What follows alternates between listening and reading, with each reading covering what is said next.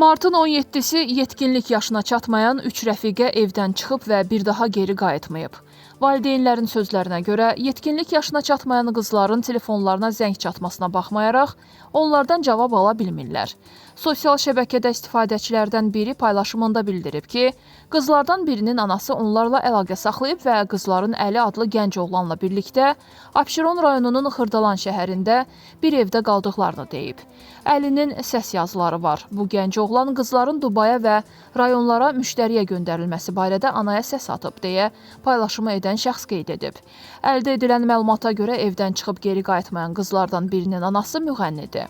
Məsələ ilə bağlı Daxili İşlər Nazirliyinin mətbuat xidmətinin əməkdaşı polis leytenantı Elbrus İbrahimov açıqlamasında bildirib ki, ailə üzvlərini məlumatlandırmadan yaşadıkları evləri tərk edərək naməlum istiqamətə gedən şəxslərin itkin düşməsi ilə bağlı polisə müraciət daxil olub.